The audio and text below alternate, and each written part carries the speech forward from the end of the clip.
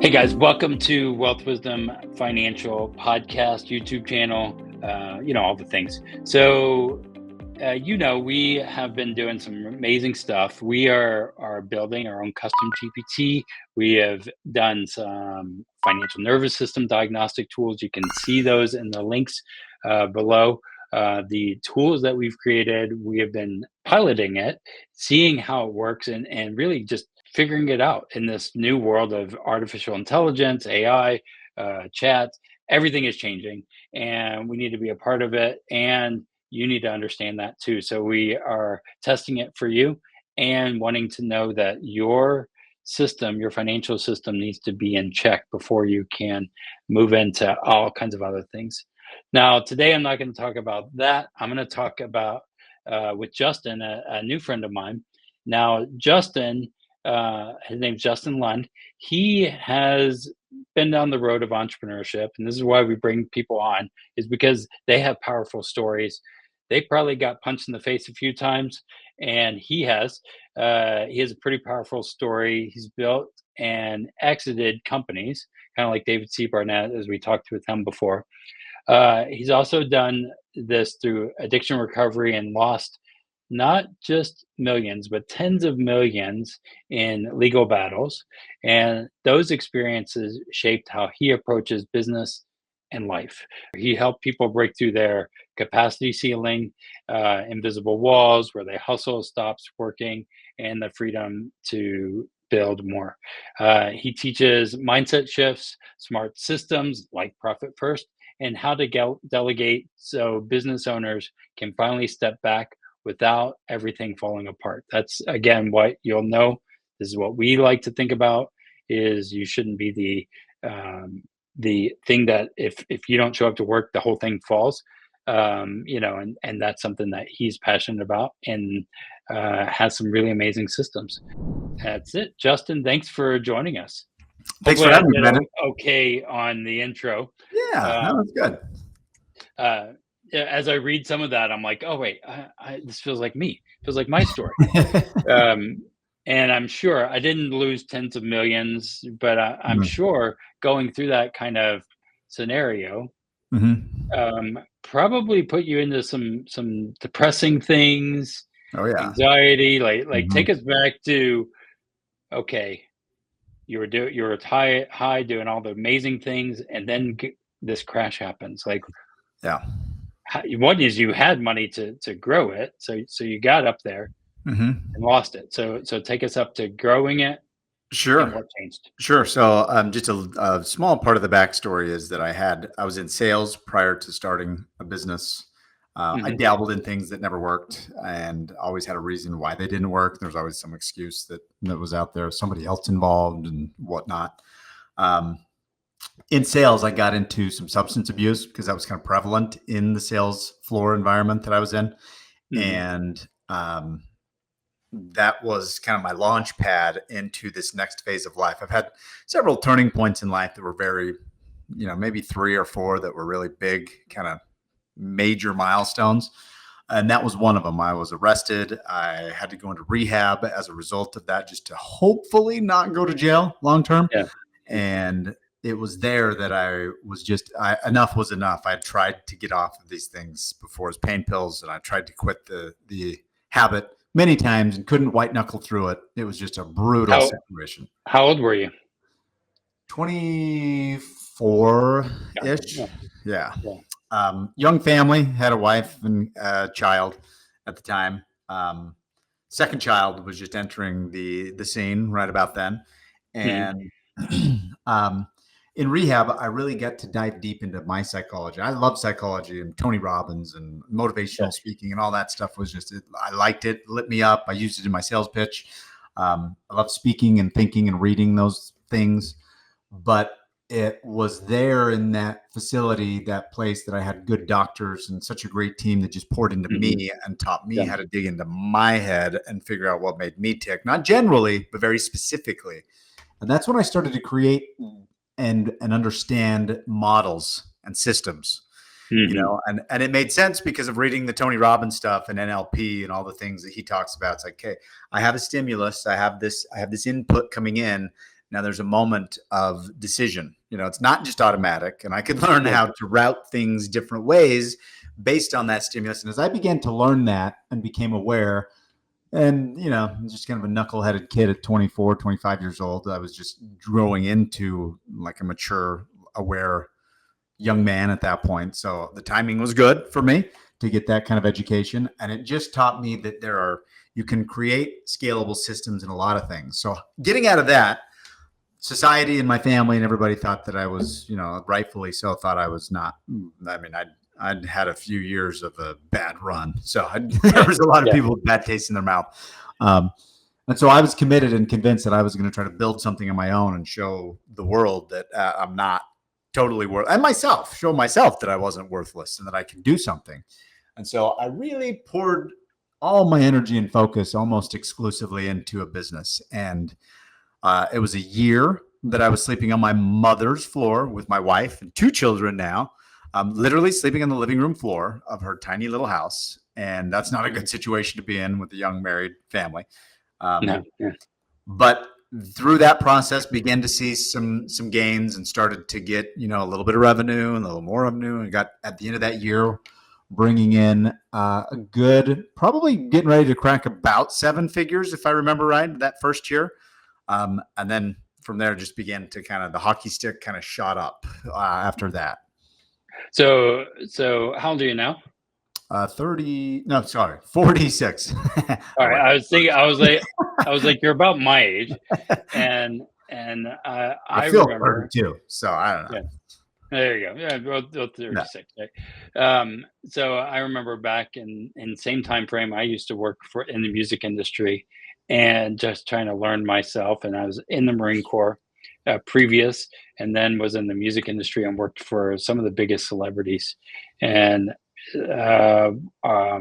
Kelly and Ministry were some of those people. So I can even picture myself of, oh yeah, heroin addiction, crack cocaine, and now I do this. Not me. I wasn't on those things, but I you can go there. Yeah, I could go there. I can see. But I knew how to take beer out of the vending machines. And so learning that, and then coming into these kind of places, but now you went into that thing, and I believe those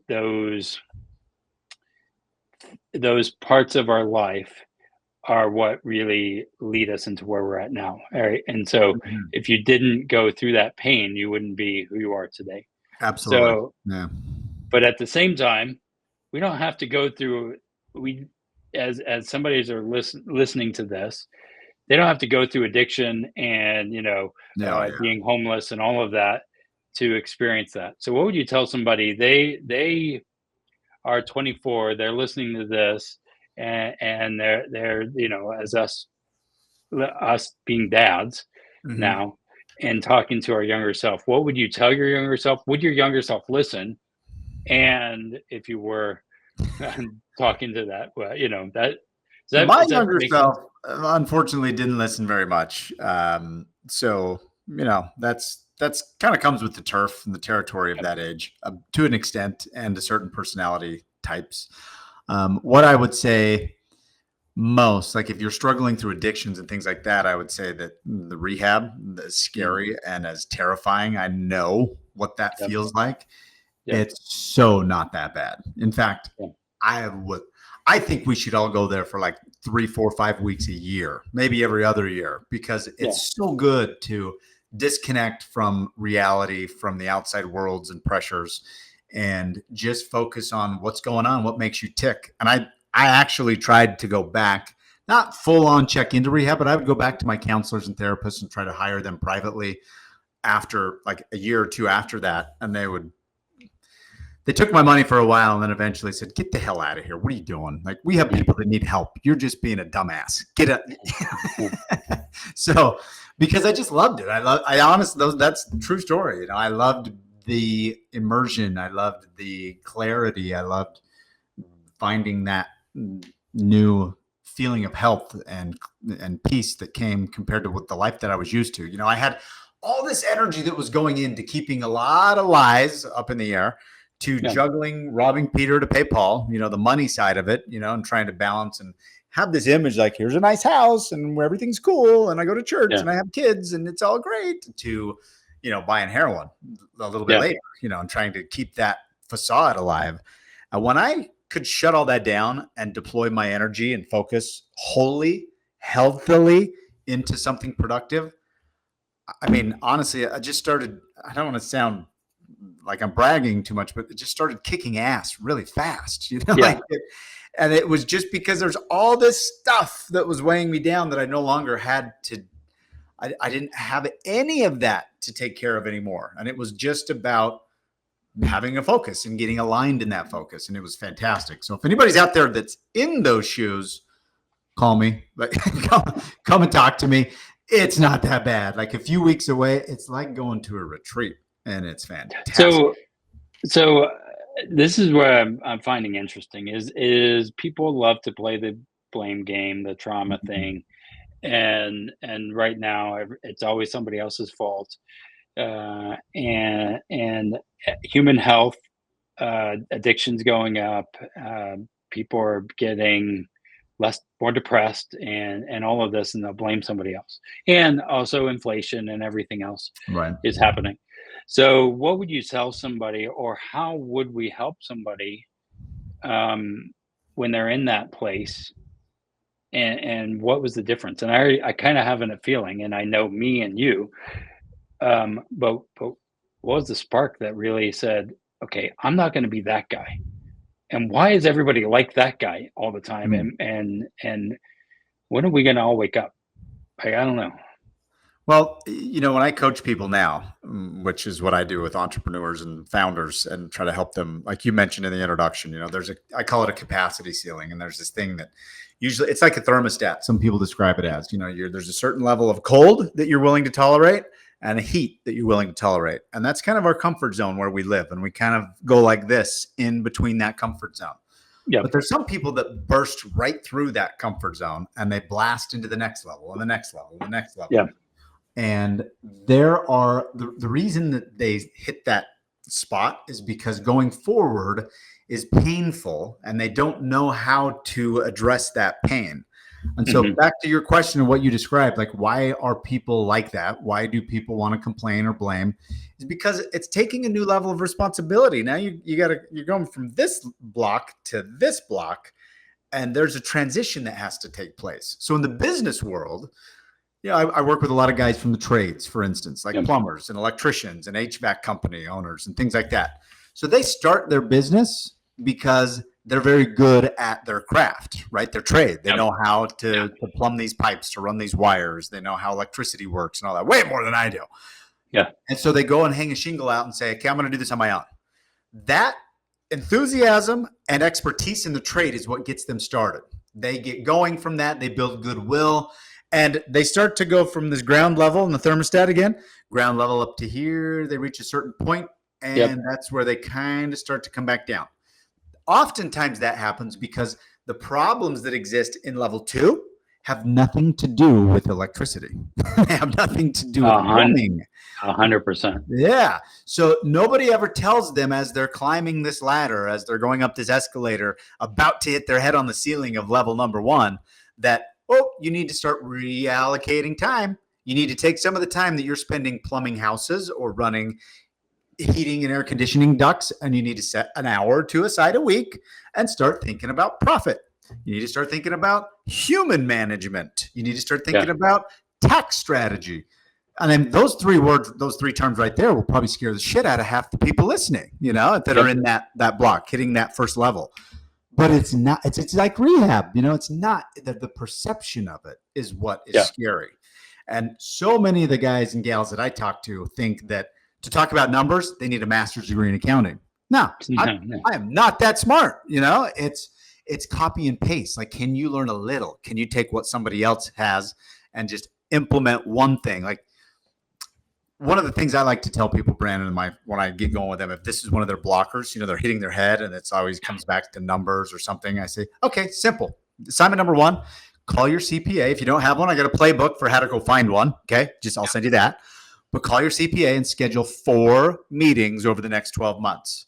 Do not schedule a meeting in the middle of March or April. Okay. Yeah. Make them more timely to not line up with critical deadlines that professional is going to be facing. So talk to them in June and in August and in November, because those are times that they're going to be just chilling. They got their feet up. There's not a lot going on. But most people respond to me with, well, what would I say? I mean, what would I say? They're expensive. And what am I going to talk about? So that's hack number one. Like the first system to implement is, if you're bad with numbers, is to set up that call with your accountant so that there's some awareness with your CPA on what your business and life is like. And I've told the story of, I do this, okay, because I'm not great with the numbers. That's not my strong suit. You don't see me hanging out in spreadsheets for fun. I can promise you, okay? Yeah. But I have the call set up with my accountant, and I was talking to him several years ago, and I'm telling him a story about like my wife running into a mailbox on the first snow. There was this much snow came down, and we hadn't changed the snow tires over yet. She just lost control for a minute and did like $18,000 of damage on a car we were going to turn back in. It was a lease. We're going to turn back in just a few weeks. He didn't hear any of the story that I was telling. He heard, wait, so you're going to get a new car and it's almost the end of the year? Can you buy a half-ton or bigger truck like right now? Yep. And I didn't know what he was talking about. And then he began to tell me the accelerated depreciation clause. You can now deduct, like right now, you can accelerate all of it. 100% of the purchase price can come off of your tax bill. So if you're going to buy a truck in January, go buy it now. Get it in December. Hurry this year, because now next year it'll only be 80% or something. It was like a reduction in the acceleration. Yeah. So I went and bought a new truck. So just by having a conversation, and I mean, it wasn't like, what is my tax strategy going to be? I was like, Paul, you're not going to believe this shit. My wife is driving. I'm just telling a story. And the result was $57,000 of accelerated depreciation came right off the top of my tax bill, dropped my marginal rate on everything else to a lower bracket, saved me tens of thousands of dollars because I was telling him a story about what happened the week before.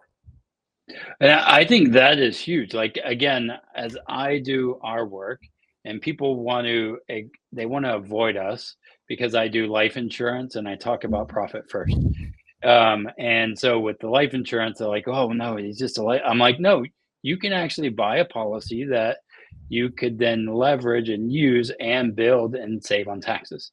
And It's not just about life insurance, it's about a tax efficiency way. And then if you're profitable, and you need to be profitable, we want to make sure we're saving money. Now, oftentimes in coaching or in business, we go after the sales and we say, well, if I make more sales, then I'll be good. And what I've been thinking about a lot is, okay, making money is important. Keeping money is just as important. And understanding how that flows, because you can make a crap ton of money and Uncle Sam takes half of it. And so how do we best position? And so as you've led with people and they're like, hey, I can sell. How do you bridge them to, yes, but you need to keep? Yep. Brandon, I would tell you, I would even rearrange your priorities and what you just said. I would say that selling is critical, but if you've already proven that, if you haven't, then that's your priority number one. But if you've already proven that you know how to do that, then your first priority needs to shift, because you've already proven the one. And now priority number one needs to be keep it. Because I had a mentor once teach me this concept. Like, it's easy to make money. It's very hard to keep it. And I was like, what the hell are you talking about? Because I did not think that was the case. But I quickly learned, and I got a PhD in the lesson over time. But it is true, because as soon as you begin to make substantial money, you have Uncle Sam. I mean, they have the power to levy. They have the power to take what they want from you. You have friends, family, employees, taxes, licenses. Like, there's so much of a grab that comes in to money. And so if you've already proven that you know how to make sales, your priorities, and now we're talking like maybe level 2, level 3, not level 1 to 2, but your priority needs to shift entirely to, okay, I'm going to keep making sales, but before that, I need to spend a real good chunk of my time learning and understanding, what do I got to do to keep what I've made and to preserve that and not get crazy about it and be like, all nuts that you're worried about it all day long, but definitely proactive, definitely making a plan. So your question was, how do you bridge that gap? How do you get somebody from where they are to understanding some of this? I have what I call the freedom flywheel. Okay. And this is kind of the crux of how I coach people and entrepreneurs through this process. And there's 3 pillars to this flywheel. There's 3 major components that just keep turning. And then it picks up speed and it iterates and turns again and again and again. And it kind of repeats. The first is mindset. Like we work on limiting beliefs and blockers so that we know as we're approaching this ceiling, watch out, it's going to feel weird. It's going to get different. We got to burst through we got to understand what the limiting beliefs are. And then we get into the systems. So a lot of people make hiring mistakes because they feel that pressure of hitting their head and stubbing their toe and going up and down and up and down. And so they're romantic entrepreneurs. They think they can solve any problem, which they can. I think entrepreneurs are probably the bestest segment of our society, but they sometimes are too much like MacGyver, the guy that he can solve anything with a paperclip, some duct tape, and a stick of gum. And so they look at hiring a COO, or they bring in somebody after this up and down cycle for a while, but they have no systems. They have no processes. They just think there's some magic creature unicorn is going to come in and like, okay, that's my operator. I'm going to be the visionary. Woohoo! What happened 6 months of high payroll later? The only change that has really happened is on their balance sheet. They have less money now. And now they think, well, that sucked. See, everything's back on me. I got to do it all. And what they missed was they just got a little bit ahead of themselves in this process. They need to create systems. With some system development, they can then start to look at delegation effectively. Delegation without micromanagement. That's the key. Because a lot of people they'll go out and hire a bunch of people and now they're bitching about all their people. So they jumped ahead in that process of the flywheel of, whoa, I got so much, I got to just delegate it. And there's no thought as to how. They're not inspecting what they expect of the people. They don't have any processes or systems documented to determine a particular outcome. And again, it comes back to, see, everything's on me. And that narrative kind of just keeps driving the bus the whole time. So if you work on those 3, that's how you start to bridge that gap. Because when you go through all 3 of them, then you can level up into level 2. And that's when you start thinking, okay, so I do that by helping people get a little time back. That's the first focus, right? If I can help an entrepreneur get 2, 3, 5, 7 hours in a week, they're same level of income, right? They're doing all the things the same, but we just optimize. We develop some rhythms and some patterns and look for efficiencies. That takes quite a bit of pressure off. Now I've got it's like putty that I can shape now and say, okay, now we have this time. What are we going to do with it? Let's put a little bit into some profit first ideas. Let's put a little bit into the concept of preserving some of this wealth that you have. And that's when I can start kind of slowly going up. Laddering up, I think this is why I loved wanting to have you on here, right? So we are systems people, and I'm a big fan of Profit First, and I'm a big fan of this guy named Perry Marshall who wrote 80-20 Sales and Marketing, and he's on like the Pareto principle and all of that 80-20 rule. So Perry's a good friend of ours. We're part of his community and part of Mike's. And we also came up with this acronym, and our reverse of the acronym is chaos, confusion, haphazard, anxious, overwhelming, and stressful. Okay. Chaos. That is the tax code. But we need to go into still, and our method is called the still method. And so it's set your sights. If you don't know where you're going, wait for somebody else to tell you where to go.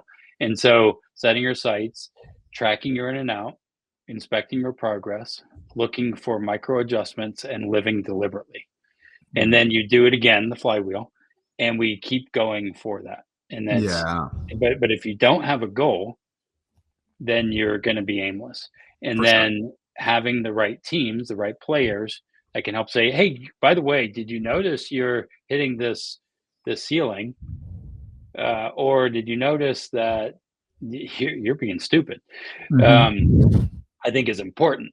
Yeah. right? To Yeah. tell people like, hey, honestly, like, when are you gonna go over that? And so probably in your even life, you probably were being stupid, and then you saw Oh yeah. Tony Robbins or somebody else that said, "Hey, how they pulled you out of it."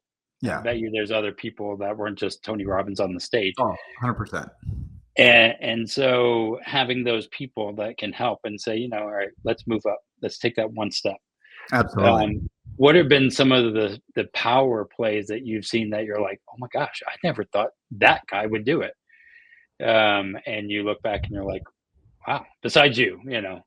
So the question is like, who or what have I seen Yeah, people do? stories of people that you're just like, they went through this, and because they went from sales or this whole like I can just take it over Hmm. to these other systems. What are some of those things that you're like, wow, they switched, Hmm. something switched in them?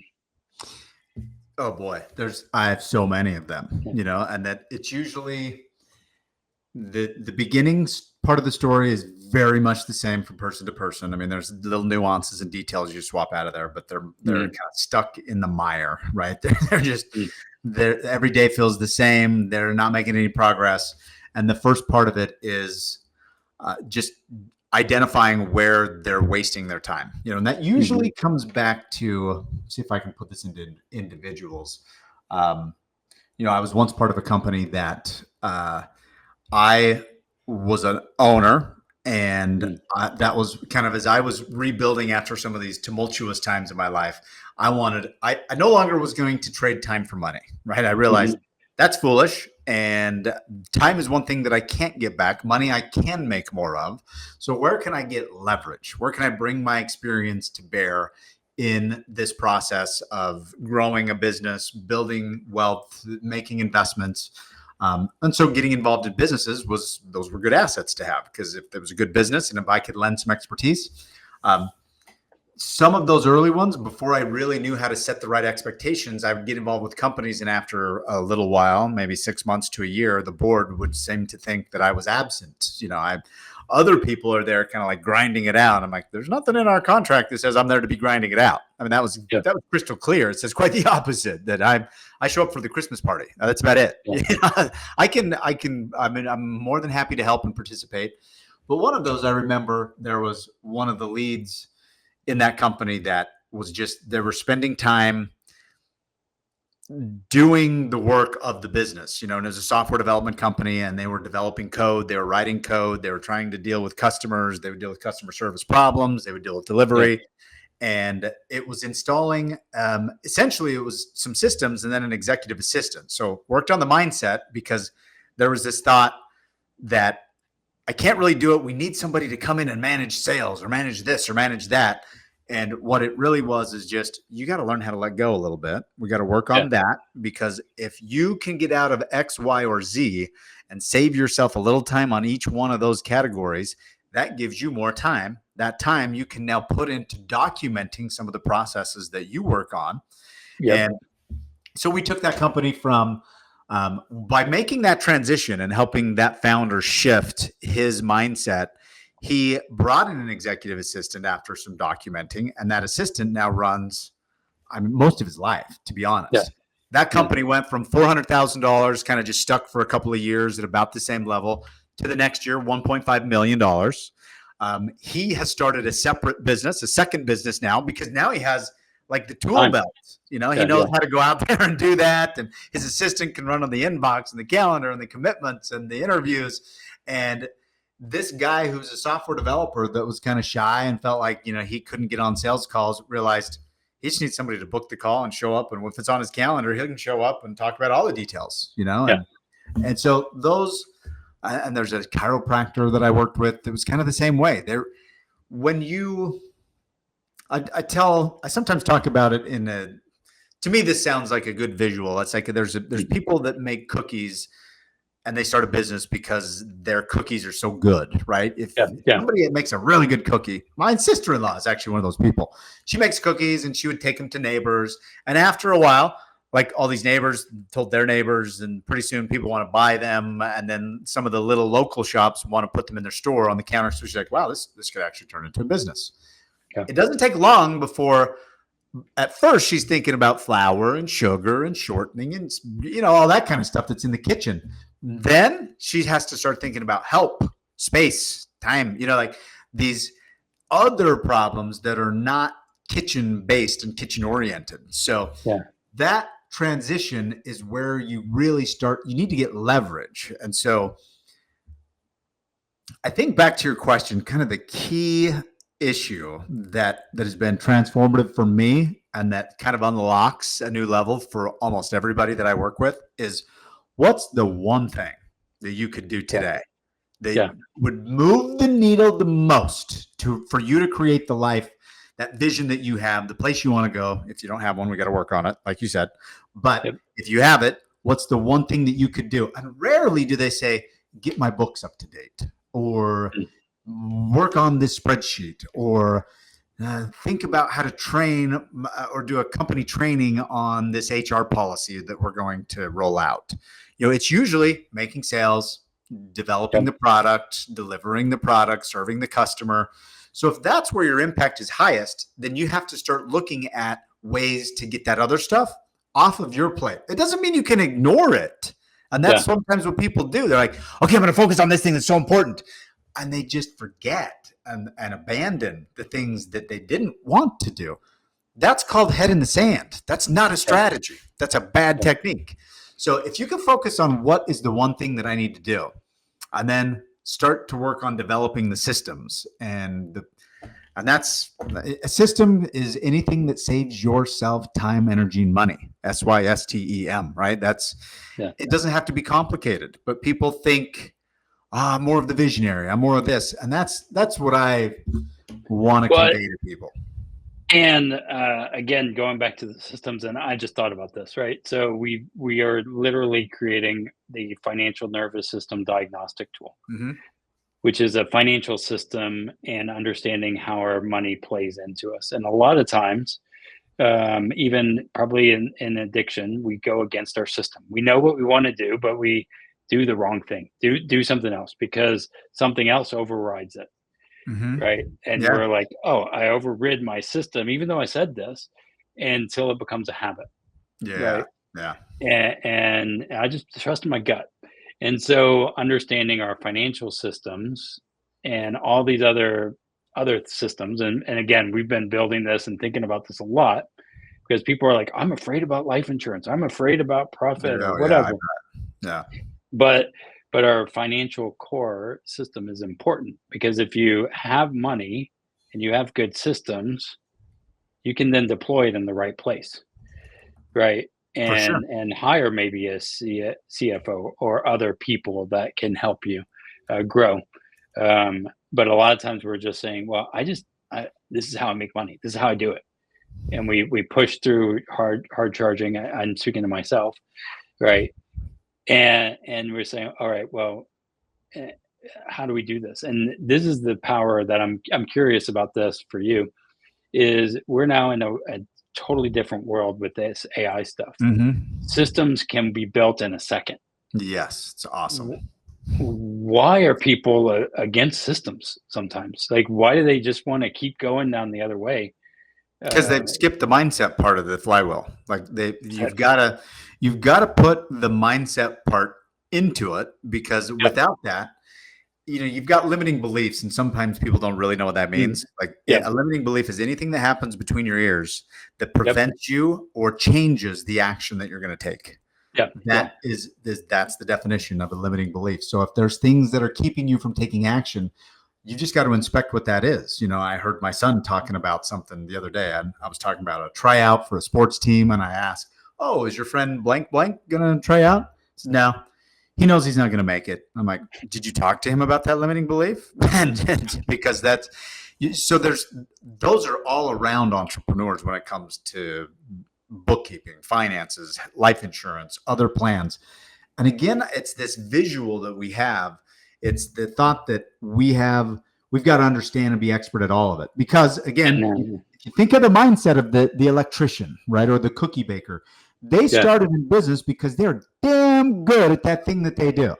You bring in life insurance, and it's like they don't know anything about it. So not only are you bringing up this whole series of issues and fears and complexities. They also have this fear that maybe they're going to get taken advantage of too, because they don't know what they're talking about.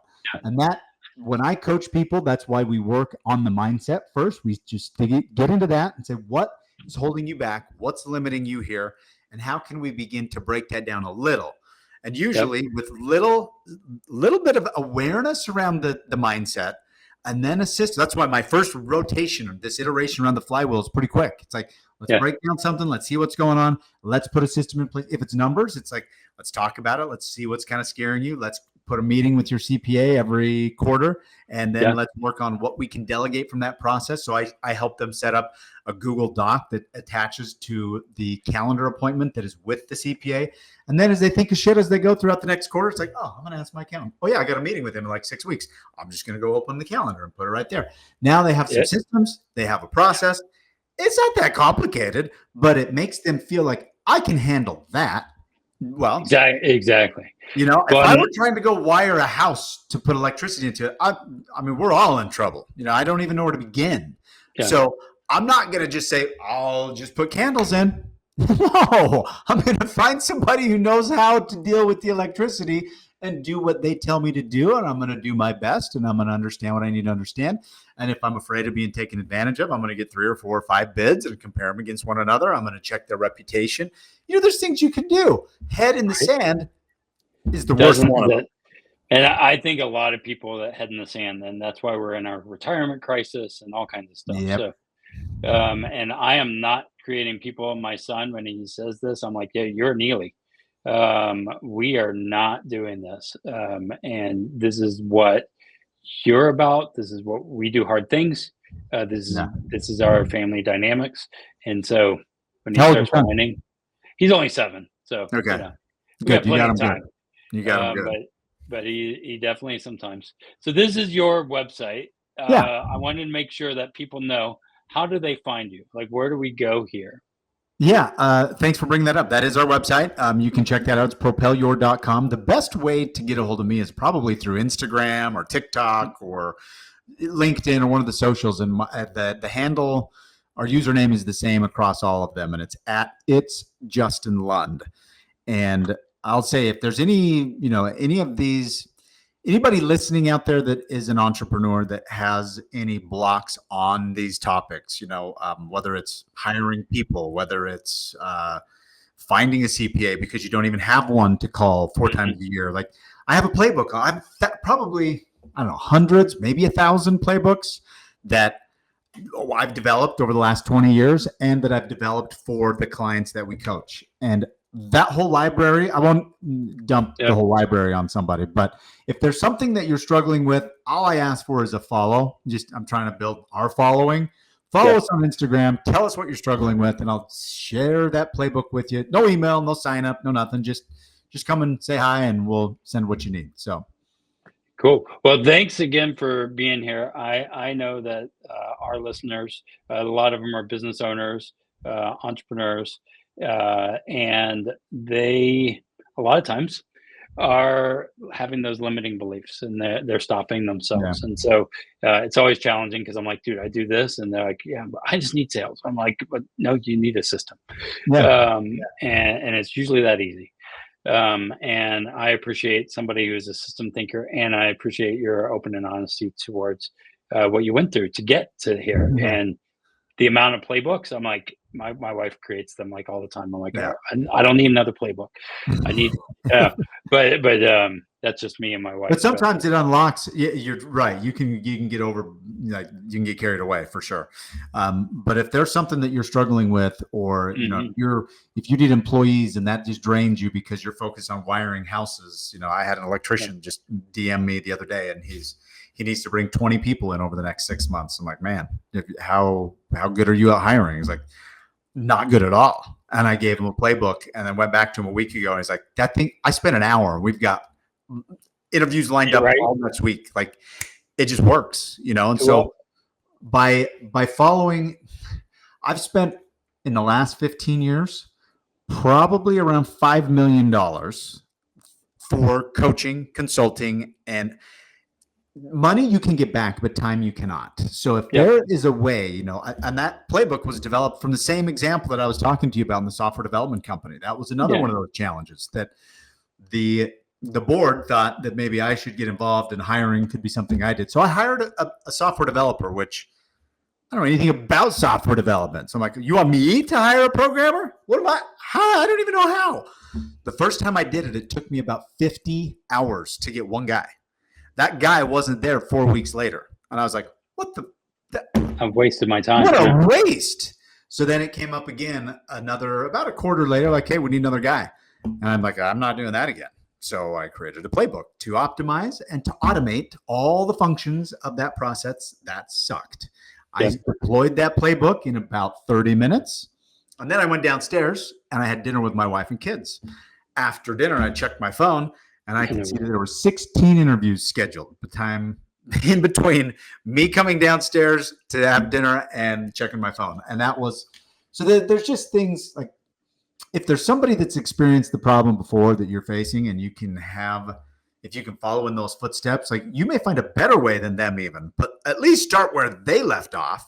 And avoid this whole area of trial and error that you're kind of fumbling through now, so that you can get a little faster result. And I was in a room where Andy Elliott, he's a fun animated guy to listen to sometimes. He's a little bit crazy. But he said, always write a check for speed. And I totally agree with that concept. I don't agree with everything he says, but with that I do for sure, because if you can get a result faster and you know how to go out into the marketplace and bring a return, how to make those sales that you were talking about, Brandon, then other things you can pay for and get that speed quickly. Now your time can be turned around and deployed back into the marketplace to bring in more revenue. And so that's the I again, Justin, I love this, and we could talk all day long on this. We love systems. We've taken our coffee shop when we had the coffee shop and used the same playbook and just changed it a little bit for life insurance, of course, and what we do in this world.